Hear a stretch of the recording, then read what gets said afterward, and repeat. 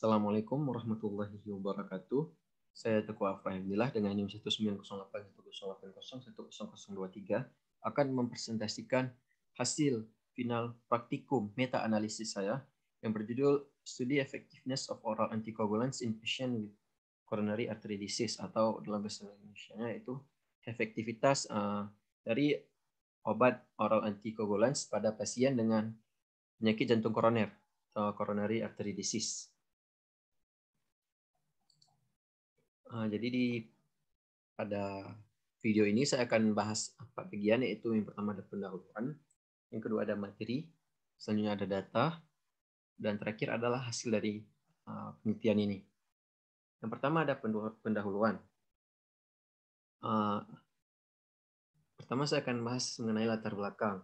Nah, sumbatan yang terjadi pada pembuluh darah dapat menyebabkan terjadinya berbagai macam penyakit berdasarkan letak sumbatannya.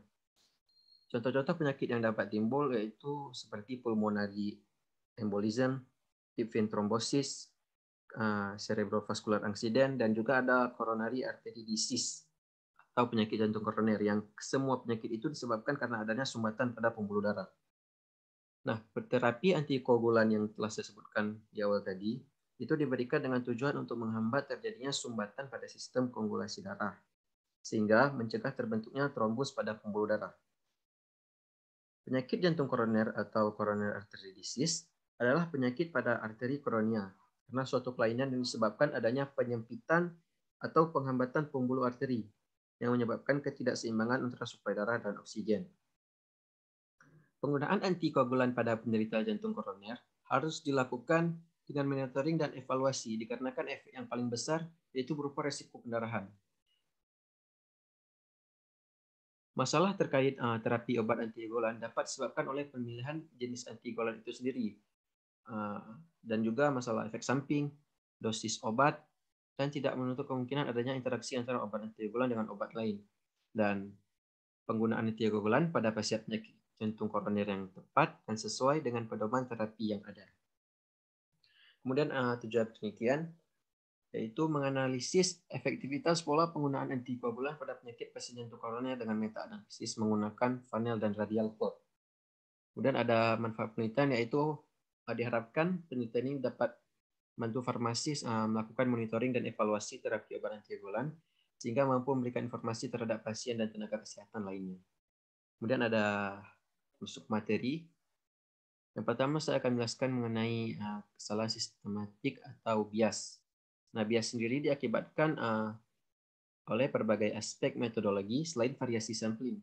Misal desain studi, analisis, seleksi subjek penelitian, kualitas informasi yang dilakukan, dan lain-lain.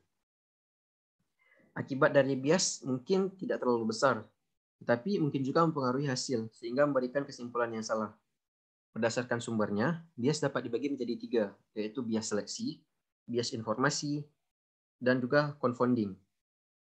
Kemudian ada funnel plot. Nah, funnel plot sendiri merupakan metode yang digunakan untuk melihat apakah beberapa studi terdapat bias publikasi atau bias lainnya di dalam menyelesaikan studi yang digunakan untuk review.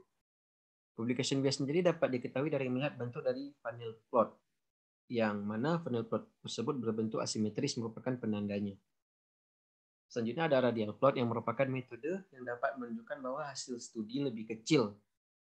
Kebalikan dari standar error kurang dari 2, plot tidak tersebar secara acak di sekitar garis regresi. Hal ini diindikasikan jelas dari efek studi. Nah, metode yang digunakan pada penelitian ini yaitu funnel plot, yang mana seperti yang saya sebutkan tadi, bahwa funnel plot digunakan untuk melihat apakah beberapa studi terdapat bias publikasi atau bias lainnya. Berikut adalah contoh funnel plot. Nah, dari gambar funnel plot ini bisa dilihat pada bagian tengah ada garis putus-putus, yang mana ini menjelaskan tentang fixed effects, dan garis dot yang menjelaskan tentang random effect. Setiap titik yang ada ini itu menjelaskan tentang suatu studi mengenai odds ratio dan nilai standar errornya. Jika sebuah funnel plot berbentuk segitiga simetris, itu menunjukkan nilai presisi penelitiannya.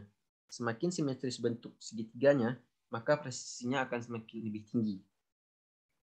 Selanjutnya data. Nah, data yang digunakan pada penelitian ini merupakan data efektivitas obat antikoagulan oral pada pasien penyakit arteri koroner, di mana variabel studi ini merupakan nama dari autorsnya, kemudian ada year, di mana tahun publikasinya. Intensity merupakan intensitas pemberian antikoagulannya. Kemudian ada AI, merupakan jumlah kematian dari treatment group. Ada NI, jumlah dari pasien di treatment group. CI, jumlah kematian di control group. Dan N2 merupakan jumlah pasien di control group. Kemudian kita masuk ke hasil. Yang pertama di sini saya memanggil data terlebih dahulu dengan menggunakan sintak yang ada pada gambar. Selanjutnya, sintak yang ada ini merupakan sintak untuk memanggil funnel dan radial plot. Yang didapatkan yang pertama funnel plot seperti ini, yang mana funnel plot ini menunjukkan bahwa hampir semua penelitian yang lebih kecil memiliki statistik hasil yang signifikan, yang mendukung pengobatan antikoagulan pada penyakit coronary artery disease atau penyakit jantung koroner, baik pada tingkat 5%, yaitu pada warna hijau sedang, atau bahkan level 1% pada wilayah yang hijau yang terang. Kemudian bisa kita lihat di sisi lain terdapat berapa lebih besar studi yang dimana kesalahan standarnya lebih kecil dari 0,5, yang menunjukkan hasil yang tidak signifikan di bagian berwarna putih. Jadi singkatnya, meta-analisis pengobatan coronary artery disease atau penyakit jantung koroner ini merupakan contoh untuk asimetri, yang dimana bisa kita lihat juga terdapat celah di sisi sebelah kanan yang mungkin bisa disebabkan oleh bias publikasi. Studi kecil menunjukkan tidak ada efek signifikasi secara statistiknya. Kemudian ada radial plot. Nah, berdasarkan output yang ada ini bisa kita lihat bahwa radial plot menunjukkan hasil studi lebih kecil, yang dimana plot tidak tersebar secara acak di sekitar garis regresi. Hal ini berarti diindikasikan jelas dari efek studi kecil, yang mana kesimpulan dari radial plot ini sejalan dengan kesimpulan yang didapatkan dari funnel plot. Mungkin sekian dari hasil presentasi saya. Mohon maaf bila ada kekurangan. Assalamualaikum warahmatullahi wabarakatuh.